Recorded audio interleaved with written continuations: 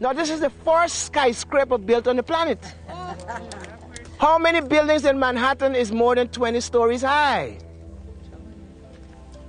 They were building this when there was no cranes, no elevators, none of that. Think about what I want you to reflect on from today onward. Reflect upon the genius conceived by the Africans.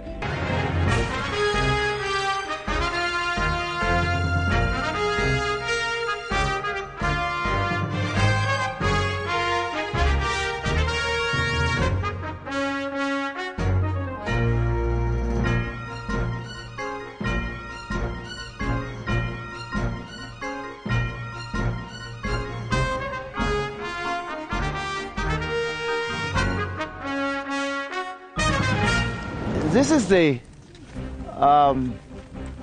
funerary complex, as an enclosure of the gods, it's called. And it was built during the third dynastic period, that's 27 to 2670 BCE. That's the before the Christ era.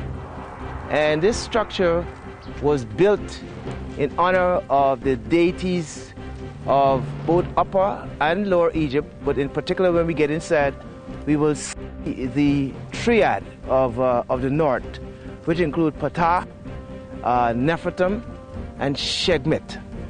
Imhotep, while we accredit him with being the world's first multi-genius and so forth, Imhotep came from a line of architects, a tradition of architects. One of the part of his family line is this architect is known as Khufu, one of the first recorded architects.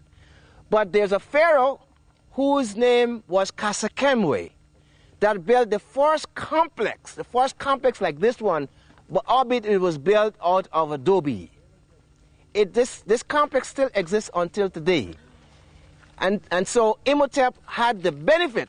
You see, we have to pass this on to our young people in particular.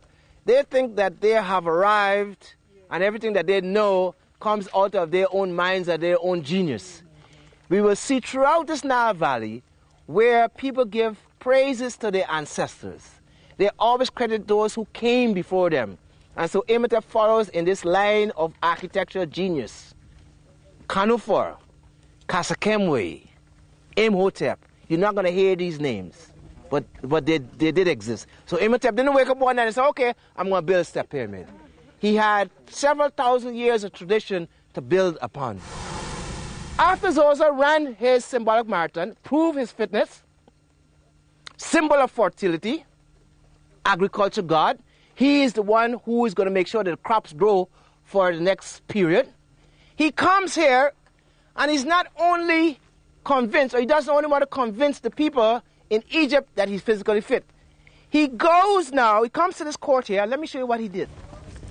He comes over here to these 10 kiosks, or these 10 shrines. And he goes in the shrines, and in each one of the shrines, there is a deity, his ancestors. And he goes before them and says, listen, I've done well for the people of Egypt. I've made sure that everyone was well fed, well clothed, well sheltered, just as what Ra and Ptah and all the deities wanted me to do. So now I come in obeisance to seek your permission to rule over Egypt for 30 more years. 30-year cycle measured what is called the Hebseb, the Jubilee. After the coronation, 30 years after, he comes for renewal. So he comes in the chapel, follow me, just like Zoser, pretend that you're Zoser, and he comes over here to the altar where the deity is. Go in there and see the deity.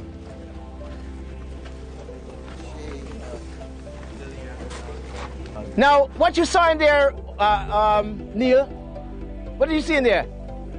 You saw nothing. There's nothing in there. This is what is called a false door.